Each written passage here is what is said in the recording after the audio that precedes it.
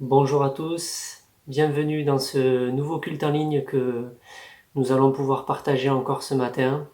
Ça fait déjà plusieurs dimanches, c'est vrai que c'est peut-être un cap un peu difficile à passer d'ailleurs, je sais pas pour vous, mais ça commence à être un petit peu pesant de ne pas pouvoir se voir, mais voilà, on est quand même content d'avoir ce moyen-là de ces vidéos pour avoir quand même des choses en commun à partager.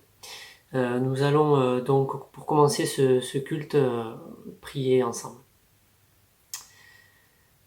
Seigneur notre Dieu, nous voulons, c'est vrai, être reconnaissants de ce que tu nous donnes, de pouvoir passer un moment ensemble, chacun dans notre foyer, mais autour de ta parole, dans ton esprit, à chanter des mêmes chants, et on veut vraiment te remercier de cela. Te prie de nous aider dans notre quotidien, et merci parce que tu réponds à nos prières, merci parce qu'on sent ta présence qui nous accompagne et qui nous soutient, et on veut vraiment ce matin t'apporter tout ce qu'on a sur le cœur et te prier aussi pour que tu puisses nous enseigner, parler à nos cœurs et à nos esprits. Au nom de Jésus-Christ. Amen. Alors ce matin, on va donc pouvoir chanter ensemble. On va commencer par chanter deux chants. Alors c'est vrai, on vous rappelle que, on l'avait déjà dit, mais le confinement nous oblige à devoir réutiliser plusieurs fois les mêmes chants. C'est vrai qu'on n'a pas trop de moyens de faire autrement. Comment ça se passe en fait? Chacun de nous enregistre de son côté, soit des instruments, des voix, et ensuite tout est mis en commun dans un logiciel. On peut d'ailleurs remercier à ce sujet vraiment Marie qui compile tout ça et qui fait ce travail de préparation des chants. On veut penser aussi à Jacques qui s'occupe de tout le montage vidéo, donc c'est tout un travail de l'ombre qui est très très important, et quand on se verra à nouveau, on pourra vraiment chaleureusement les remercier pour ça, ainsi que tous ceux qui participent aux enregistrements.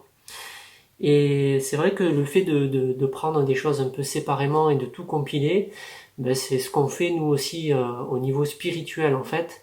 On n'est pas ensemble physiquement, mais on a les mêmes pensées, on tourne nos regards vers celui qui nous a sauvés, vers notre Dieu, vers Jésus-Christ, notre Sauveur. Et vraiment, c'est la même chose, on est en train de rendre un culte à Dieu, même si physiquement on n'est pas ensemble. En tout cas, par l'esprit, nous savons qu'on le fait, et ça nous remplit de joie vraiment. Alors nous allons donc chanter deux chants. C'est vrai qu'on les a déjà chantés, mais justement faisons attention à bien peser les mots, bien peser les paroles que nous chantons, parce que c'est vrai que parfois on peut avoir tendance à les chanter un petit peu par habitude, mais vraiment ce sont des beaux chants, des chants où les paroles sont inspirées pour le Seigneur. Donc plaçons-nous vraiment devant lui pour chanter ces deux premiers chants, Bénis Dieu, et ensuite nous chanterons Entends mon cœur.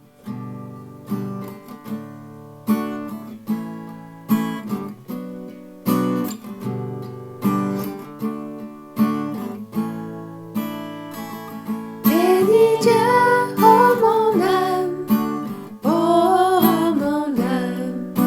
rends gloire à son saint nom. Oh, chante comme jamais, oh mon âme, rends gloire à son saint nom. Voici l'aurore, l'aube d'un nouveau jour. Pour toi un chant doit s'élever devant ce qui m'attend et ce qui pourrait arriver. Qu'à la fin du jour je te chante encore. Bénis Dieu, oh mon âme, oh mon âme, rends gloire à son saint nom. Oh, chante comme jamais, oh mon âme, rends gloire à son saint nom.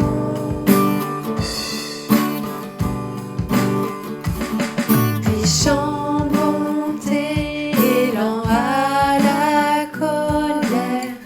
Ton nom est grand et ton cœur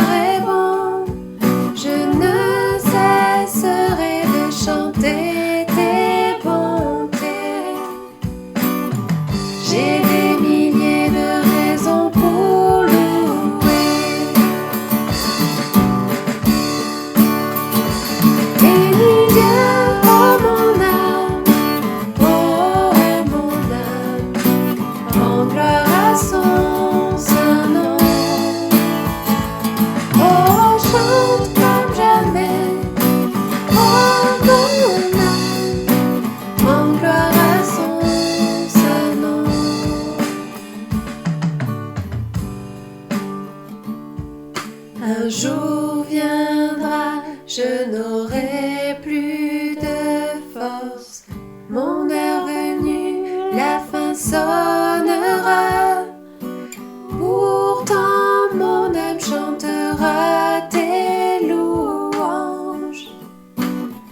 Pendant des milliers d'années, oui, sans fin. Bénis Dieu, oh mon âme, en gloire à son saint nom. Oh, chante comme jamais, oh mon âme, en gloire à son saint nom.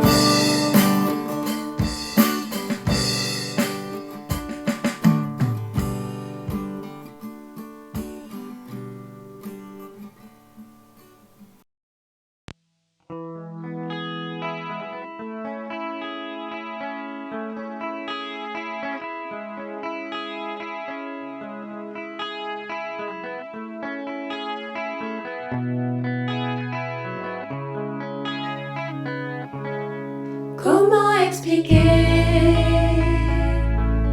et comment décrire un amour si grand, si puissant que rien ne peut le contenir? Tu sais mes espoirs, Seigneur, tu sais mes craintes, et mes mots sont bien trop petits pour dire tout l'amour que j'ai pour toi. Alors entends mon cœur, mon esprit qui te loue, entends le chant d'amour d'un enfant racheté.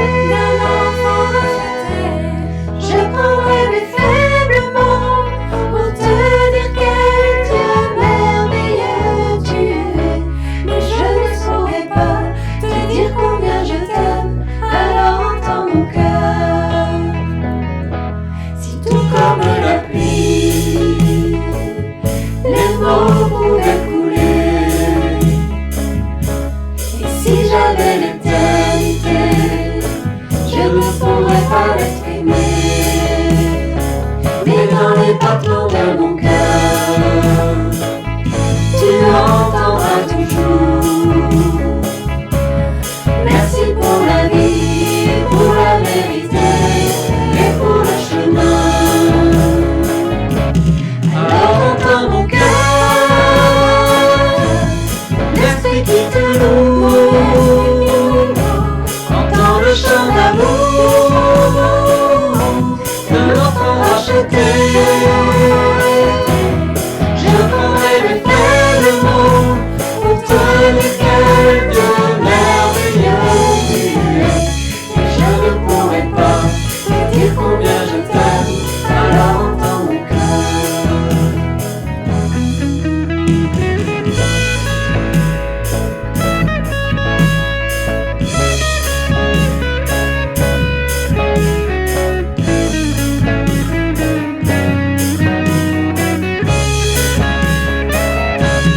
Tu sais nos espoirs, Seigneur, tu sais nos craintes, et nous sommes bien trop petits pour dire tout l'amour que nous avons. Alors entends nos cœurs, nos esprits qui te louent, entends le chant d'amour de tout est racheté. Nous prendrons nos faibles mots pour te dire quel Dieu merveilleux tu es.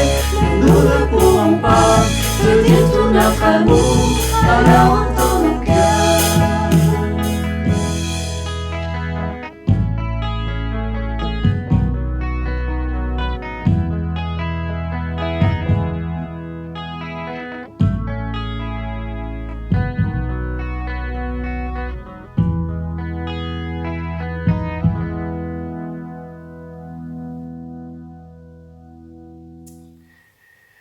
Voilà, nous allons continuer notre moment de louange avec un autre chant. Alors là, celui-là, pour le coup, c'est un nouveau qu'on n'a jamais chanté dans les cultes en ligne. C'est un chant qu'on a vraiment l'habitude de chanter à l'église avec entrain, qui nous réjouit. Et donc c'est avec ce même entrain à la maison que je vous invite à le partager. C'est ce chant qui s'appelle Bénédiction. Que l'Éternel te bénisse et te garde. Que l'Éternel fasse luire sa face sur toi. Qu'il t'accorde sa grâce, t'environne de sa paix. Que l'Éternel te bénisse et te garde. Dieu marche devant toi, il l'a fait avec toi. Une alliance éternelle, son secours ne ment pas. Et pendant le combat, tes forces s'y renouvellent. Oh oh oh oh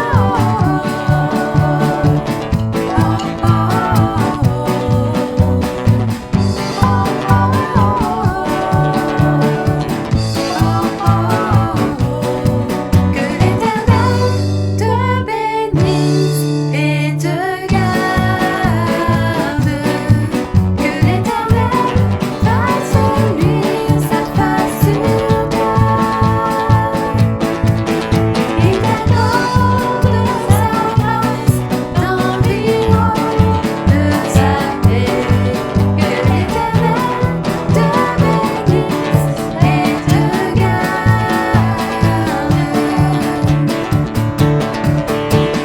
garde. Dieu marche devant toi, il a fait avec toi. Une alliance éternelle, son secours ne ment pas. Et pendant le combat, tes forces s'y renouvellent. Oh oh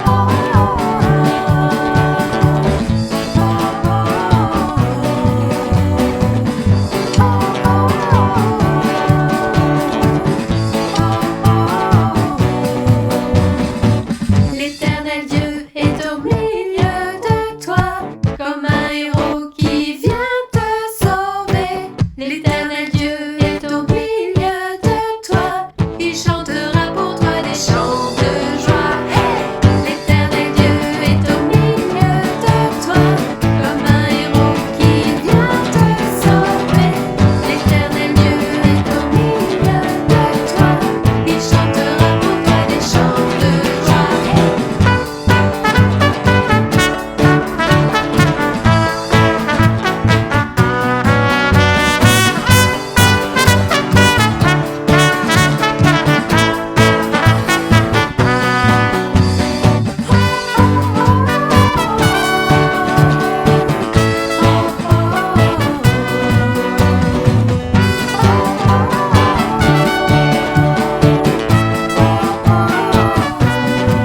Que l'Éternel te bénisse et te garde.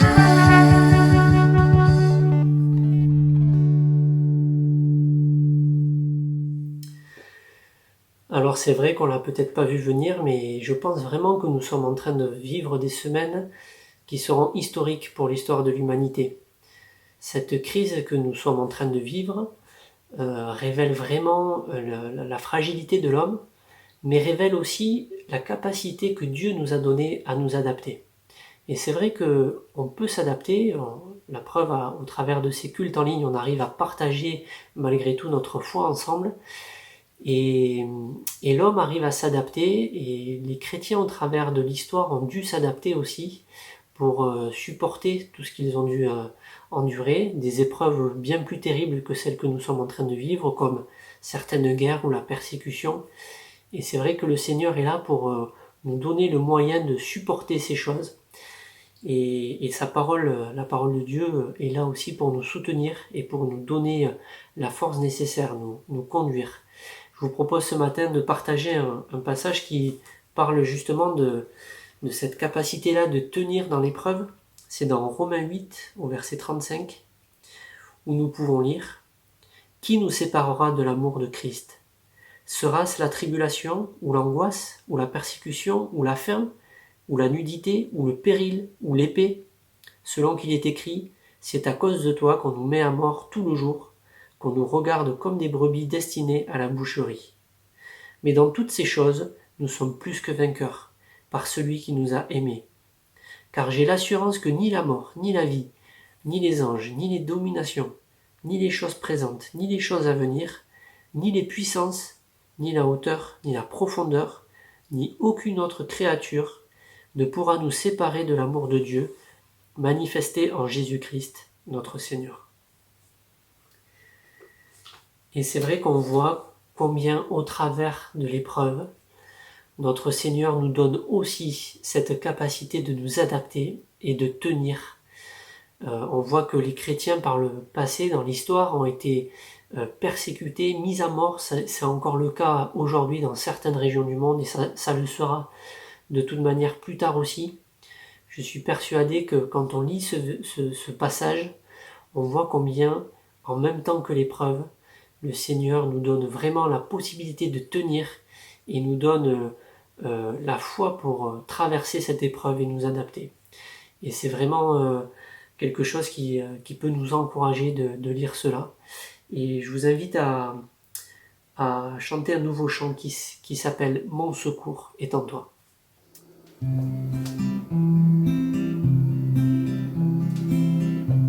Si la lune me glace et le soleil menace, Créateur des étoiles, mon secours est en toi.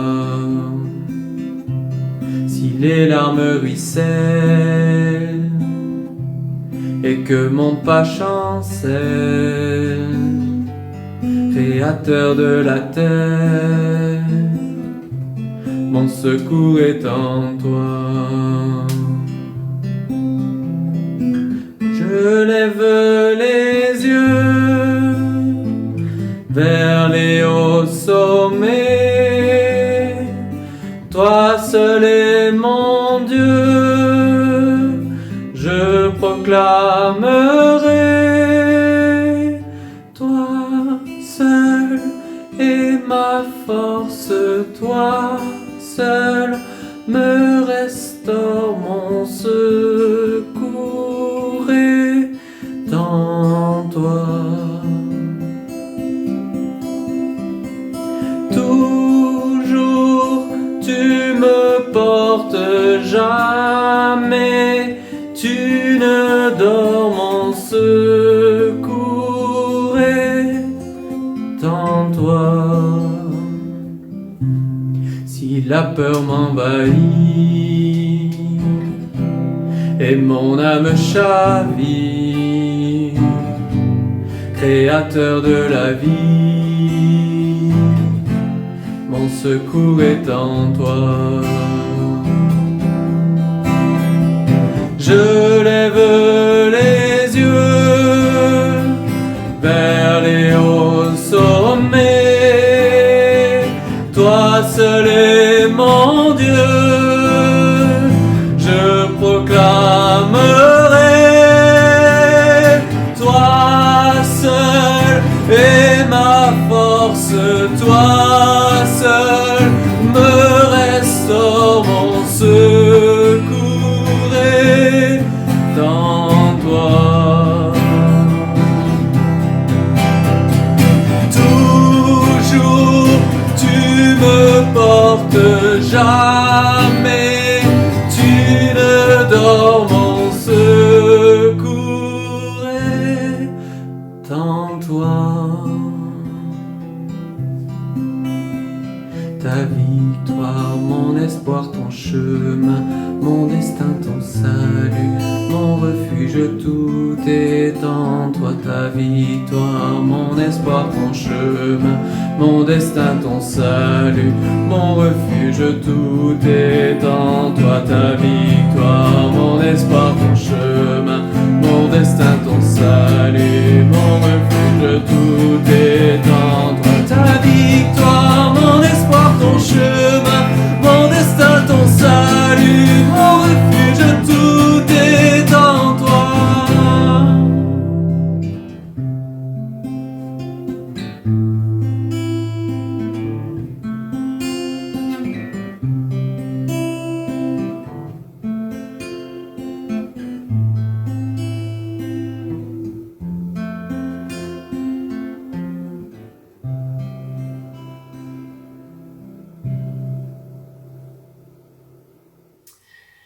C'est vrai que ça fait du bien de chanter ces cantiques ensemble, de pouvoir vraiment nous en imprégner et adresser le cri de nos cœurs au Seigneur.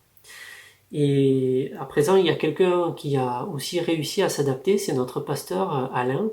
On a vu combien il nous a envoyé ces précieux billets qui nous ont donné vraiment des méditations spirituelles au travers de ces dernières semaines. Et nous allons pouvoir avoir ce privilège d'entendre le message que le Seigneur lui a donné ce matin au travers de ce culte en ligne. Écoutons-le. Bonjour à tous. C'est un grand plaisir d'être ensemble ce matin autour de la parole de Dieu. Et nous remercions vraiment l'équipe qui permet la réalisation de ces cultes. On les appelle des cultes virtuels. On ne peut pas être ensemble, mais un jour, nous pourrons l'être à nouveau. Nous l'attendons avec impatience. Et que le Seigneur ce matin bénisse chacun d'entre vous là où il se trouve. Quand j'étais petit, une des phrases que ma mère me disait très souvent, c'est « Alain, va te laver les mains ». Et avant les repas, il fallait que je montre patte blanche et montrer que mes mains avaient été lavées. En ce moment, jamais les Français n'ont eu les mains aussi propres. Et nous savons pourquoi. Il y a eu, bien sûr, des recommandations très strictes sur le confinement, sur les gestes barrières, le masque, les mains propres, etc. Pourquoi? Pour une raison toute simple que nous connaissons bien maintenant. Nous avons appris à nous protéger. Il faut se mettre à l'abri devant un virus qui peut avoir des conséquences assez graves. Et au-delà de la situation que nous connaissons actuellement, nous savons aussi que la vie n'est pas sans agression et que notre cœur peut aussi être atteint. Nous avons du mal à vivre, à respirer parce que nous sommes touchés par de nombreuses blessures. Qui d'entre nous n'a pas été blessé, découragé, oppressé et parfois très troublé, soit parce que nous avons pris de mauvaises décisions, soit parce que nous avons basculé vers certaines tentations. En tout cas, il y a donc aussi pour cela la nécessité d'avoir des gestes barrières, de trouver un abri, de trouver un isolement, une protection. Et c'est de cela que je voudrais vous parler ce matin.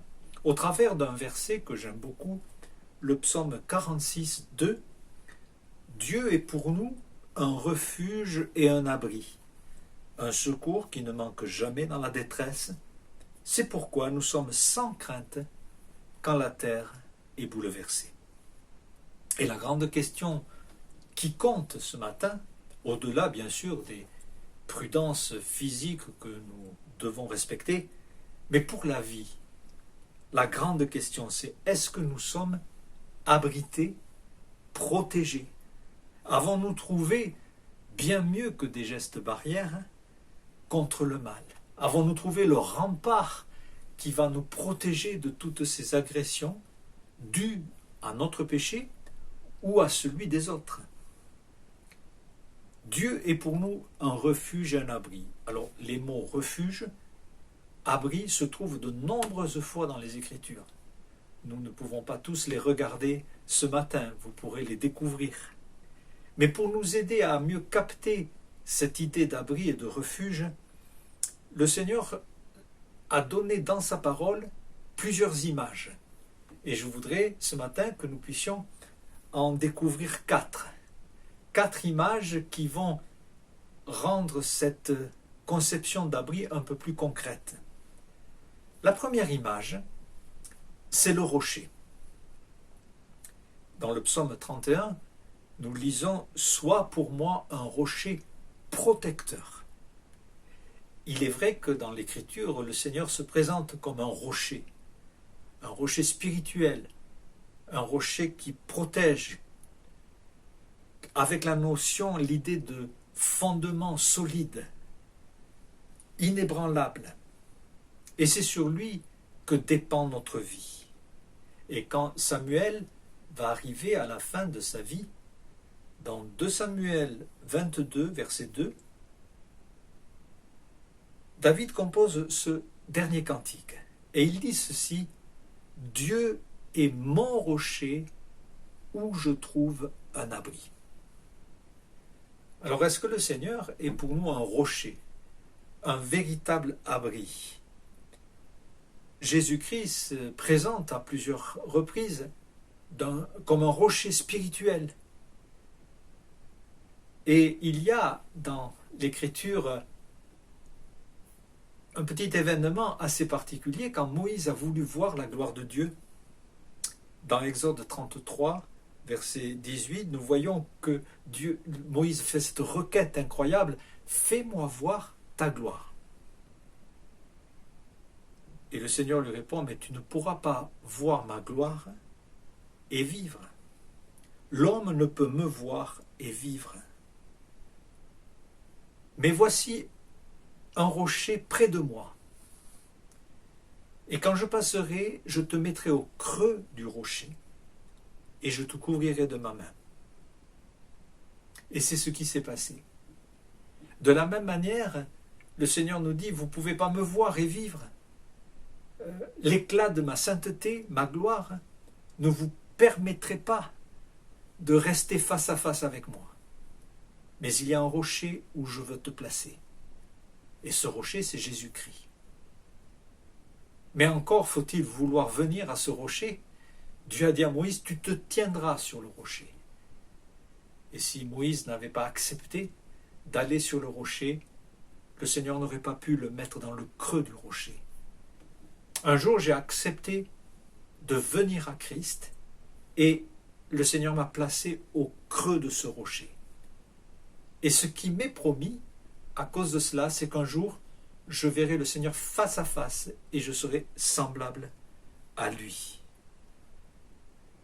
Étant en Christ, nous sommes protégés de la sainteté de Dieu, nous sommes protégés de tout jugement, mais nous allons être aussi protégés de toute la puissance du mal qui condamne l'homme, qui juge l'homme. Et Satan, qui est aussi appelé un accusateur, ne peut pas avoir un effet efficace. Il peut juger, il peut accuser, mais nous avons par Christ un avocat, nous avons un rocher, parce que Christ un jour a pris notre place à la croix. Il n'y a pas très longtemps, j'ai vu une émission animale sur les isards des Pyrénées, sur ces petits chamois qui gambadent dans les montagnes, et bien sûr, il ne faut pas avoir le vertige. Ils arrivent à sauter sur des rochers, dans des endroits très abrupts, le vide est là, et pourtant, ils ne tombent pas. Et il y avait un jeune chamois qui était là, et poursuivi par un renard, la seule défense, la seule protection qu'a pu trouver cet animal, c'est d'aller là où il y avait des rochers assez vertigineux, dans un endroit qui n'était pas le terrain du renard. Et placé sur ces rochers, le renard a abandonné. Il n'a pas poursuivi sa chasse. Quand je reste sur le rocher qui est Christ, il arrive un moment où le tentateur n'est plus à sa place. Ce n'est plus son terrain. Et en Christ, nous sommes parfaitement protégés. Tout d'un coup, on résiste au diable et puis il fuit, il s'en va. Ce n'est pas son terrain. D'ailleurs, dans 2 Samuel 22, verset 34, vous découvrirez aussi ce verset: « Il rend mes pieds semblables à ceux des biches, et il me place sur les lieux élevés. » Le simple fait d'aller vers ce rocher nous assure vraiment d'être sur un terrain où nous serons parfaitement en sécurité. C'est un abri. Notre Seigneur, notre rocher, est un abri certain. La deuxième image que je voudrais vous faire découvrir, c'est le bouclier. Alors c'est David, qui avait été un grand soldat, écrit ceci dans 2 Samuel 22, verset 31. « Les voies de Dieu sont parfaites, la parole de l'Éternel est éprouvée.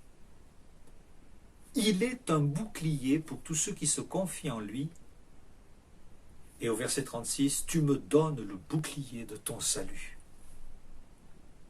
Nous connaissons le texte du Nouveau Testament où Dieu propose toute une armure aux chrétiens pour le combat spirituel, qui était l'armure d'un soldat. Il parle du casque, de l'épée, de la cuirasse, et il est question aussi bien sûr de l'épée. Et dans Éphésiens 6 au verset 16, nous découvrons le bouclier de la foi, avec lequel vous pourrez éteindre tous les traits enflammés du malin. Quand ce texte a été écrit, tout le monde avait en vue le soldat romain. Il était partout. Alors, dès qu'on parlait d'armure, on voyait le soldat romain. Et dans l'armée romaine, les soldats avaient dans leur panoplie 2 boucliers. Un petit bouclier pour les combats rapprochés, mais il y avait aussi ce grand bouclier.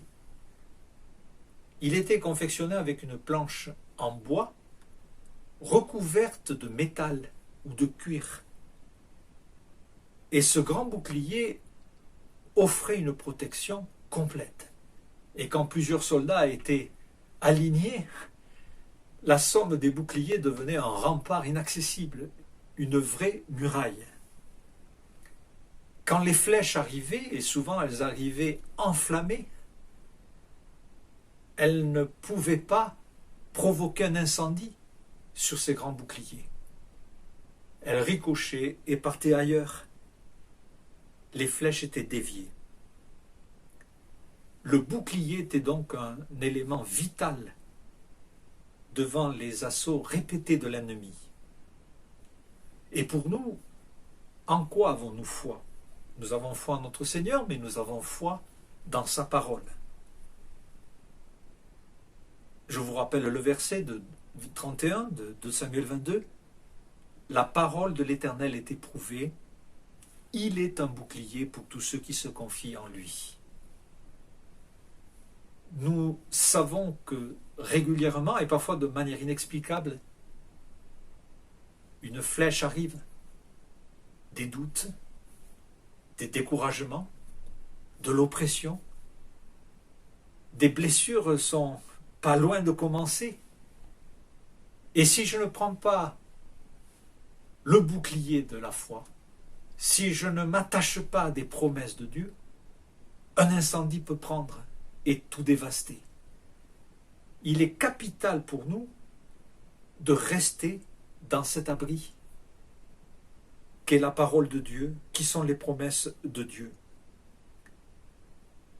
C'est vrai qu'en ce moment, particulièrement, on peut être anxieux, il y a peut-être des difficultés matérielles qui sont provoquées par le contexte actuel. Nous pouvons avoir peur de l'avenir, peur de ce qui va se passer, et nous sommes un petit peu ébranlés dans des certitudes. Tout cela et bien d'autres, ce sont des flèches qui arrivent. Et la Bible nous propose ce bouclier afin d'éteindre les traits enflammés du malin, ou ces flèches qui visent vraiment à apporter un incendie ravageur. Le bouclier. La troisième image, c'est une tour. Alors il y a dans Proverbe 18, 10, ce beau verset, « Le nom de l'Éternel est une tour forte. Le juste s'y réfugie et se trouve en sécurité. » D'autres traductions disent « se trouve hors d'atteinte ». Quand on parle de tour, il y a une tour très célèbre, c'était la tour de Babel. Et la motivation de faire cette tour, c'était aussi lié à un nom. était la question pour les hommes de se faire un nom et d'atteindre les cieux. Donc en fait de rivaliser avec Dieu et d'opposer au nom de Dieu le leur. Ainsi, les hommes ont dans leur esprit assez orgueilleux l'idée d'avoir un nom, d'avoir une identité détachée de celle de Dieu. Jérémie 17 nous avertit quand il est écrit « Maudit soit l'homme qui se confie dans l'homme et prend la chair pour appui, et qui détourne son cœur de l'Éternel. » Tout est question de nom. À qui sommes-nous attachés?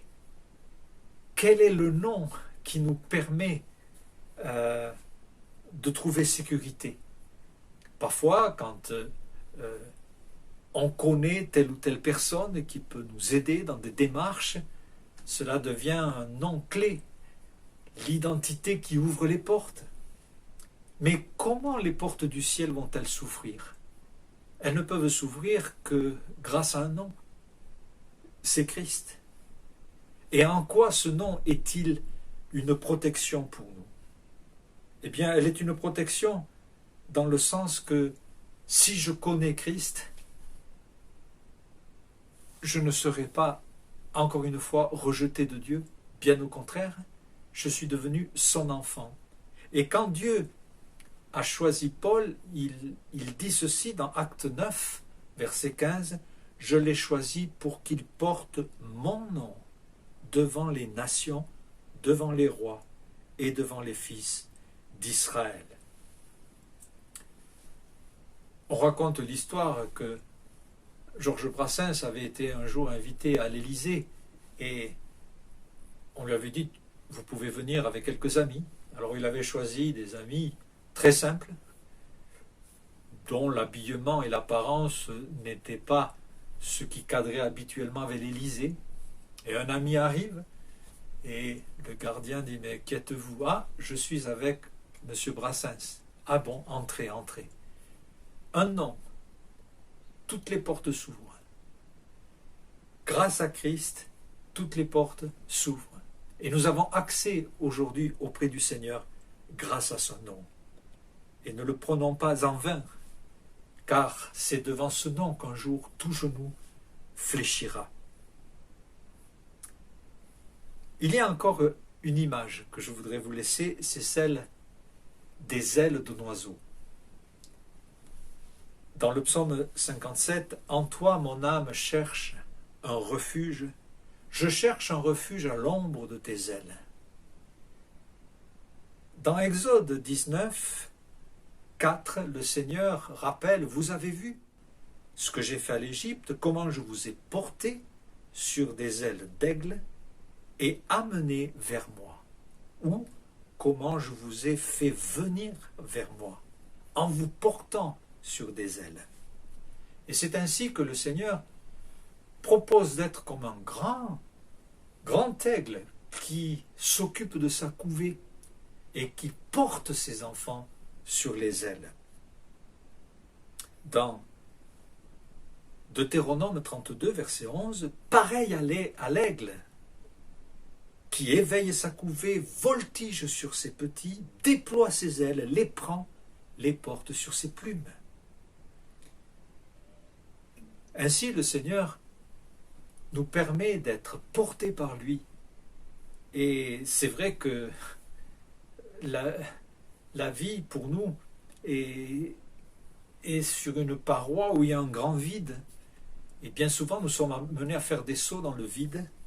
Alors, un aigle, quand il a une couvée, il arrive un moment où il va pousser ses petits hors du nid. Mais même si le petit ne sait pas trop voler, il sera porté. Et l'aigle passe sous le petit et le porte sur ses ailes. C'est quelque chose d'assez magnifique. Comment ces grands oiseaux s'occupent de la couvée.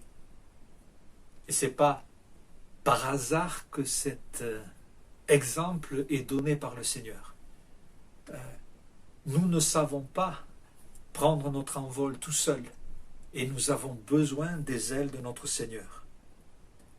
Le psaume 17 dit « Protège-moi à l'ombre de tes ailes ». Il y a un passage très émouvant dans l'Évangile que vous connaissez bien, Matthieu 23, 37. « Jérusalem, Jérusalem, toi qui tues les prophètes et qui lapides ceux qui te sont envoyés, combien de fois ai-je voulu rassembler tes enfants, comme une poule rassemble ses poussins sous ses ailes, mais vous ne l'avez pas voulu. » C'est quand même assez dramatique, et le Seigneur pleure et est bien triste de ce que l'abri était là, la protection était là, mais vous n'avez pas voulu venir trouver refuge sous mes ailes. Et nous, qu'allons-nous faire? Où allons-nous être? Cette image illustre bien le désir de proximité du Seigneur. Vous ne l'avez pas voulu, vous êtes resté loin de moi. Et comme quelqu'un un jour me l'avait dit, quand on sent que le Seigneur est loin de nous, il n'est pas difficile de savoir qui a bougé. Ce n'est pas le Seigneur, c'est nous. Et heureusement que nous avons cette protection à disposition, cet abri absolument merveilleux. Vous connaissez cette histoire que l'on raconte aux enfants et qui est arrivée à un fermier qui a vu un incendie, et le pauvre fermier marche sur les cendres, tout est calciné, et il y a même une poule noircie, figée, et en dépit, le fermier donne un coup de canne, et tout d'un coup, sous la poule, il y avait un poussin vivant. Il s'était réfugié dans le seul abri qu'il connaissait, qui était à sa disposition, les ailes de la poule. Mes chers amis, si nous n'avons pas pris la décision d'être sous les ailes du Seigneur, les pires incendies arriveront, les pires jugements arriveront. Et même dans cette vie, comment nous pouvons nous tenir, comment pouvons-nous avancer dans la paix de Dieu sereinement, sans être à l'abri? Nous ne pouvons pas nous protéger tout seuls, on a besoin d'un complément. Bouddha a enseigné ceci: c'est à chacun d'être son propre protecteur. Il est vain d'aller chercher une protection à l'extérieur de soi. Ce qui est totalement absurde. Et le christianisme est l'opposé. C'est véritablement l'opposé.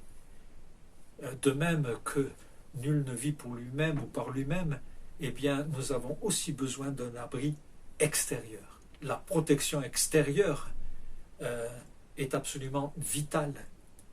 Et nous pouvons justement venir vers cette protection qui nous assure tout. D'une part, le rocher, le bouclier, la tour, les ailes. Ce sont ces images-là qui nous permettent de réaliser cette intimité pratique, constante que le Seigneur veut avoir avec nous. Dans le livre de Samuel,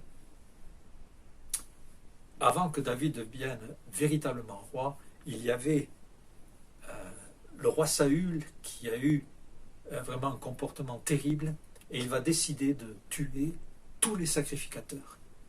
85 sacrificateurs seront tués, et il y a un homme qui s'échappe, il s'appelait Abiathar, et il court pour rejoindre David. Dans 1 Samuel 22-23, il y a ce magnifique verset que j'aime particulièrement, qui dit ceci: reste avec moi, ne crains rien, celui qui cherche ma vie cherche aussi la tienne. Près de moi, tu seras bien gardé. Et ce sont ces derniers mots que j'ai soulignés dans ma Bible: près de moi, tu seras bien gardé. Alors, la question, ce matin qui compte, évidemment, nous savons où nous sommes. Et chacun de nous, en ce moment, nous sommes bien limités dans un endroit. qui permet une certaine protection, mais sommes-nous près du Seigneur? Si nous sommes près de lui, nous serons bien gardés. Et pourquoi? Parce que le Seigneur est un refuge et un vrai abri. Et nous avons besoin de nous trouver là où il faut être, afin d'être bien gardés. Ce n'est pas à nous à lutter contre les éléments, à lutter contre le mal, à lutter contre l'ennemi. Et plus on lutte contre nos tentations, plus on lutte contre les circonstances, plus nous nous épuisons et plus nous sommes fragiles. La réponse divine, c'est « reste près de moi, reste près de moi ». Et aujourd'hui, j'espère que dans notre cœur, nous avons vraiment pris la décision, ou nous voulons prendre la décision, de nous approcher du Seigneur, comme Abiathar s'est approché de David. Tu seras bien gardé, c'est sûr. Et que le Seigneur, dans cette journée, dans cette nouvelle semaine, nous donne de vivre des moments vraiment paisibles, sereins, en restant là où il faut que nous soyons, près de notre Seigneur. Que le Seigneur bénisse chacun de vous. Bonne journée et bonne semaine. Amen.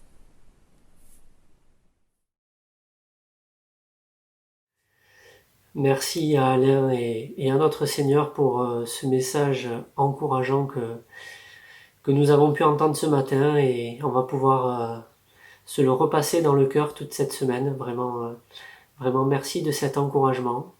Je vous invite à chanter ce chant qui s'appelle « Pour cet immense bonheur ».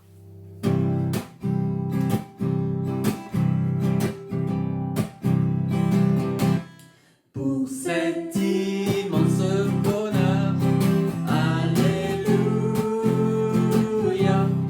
que tu as mis dans mon cœur, alléluia, je veux te chanter Seigneur, alléluia, oui Jésus est mon sauveur, alléluia, je le redirai encore, alléluia, que pour moi Jésus est mort, alléluia,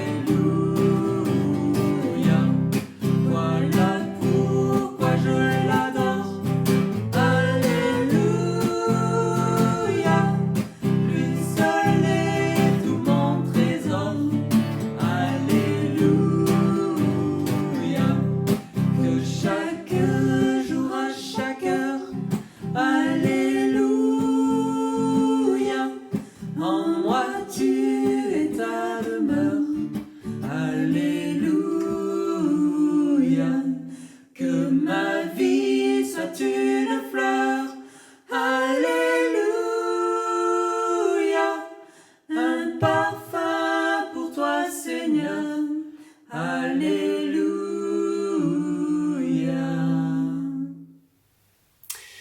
Voilà, ça a encore été un moment très précieux que l'on a pu passer ensemble ce matin.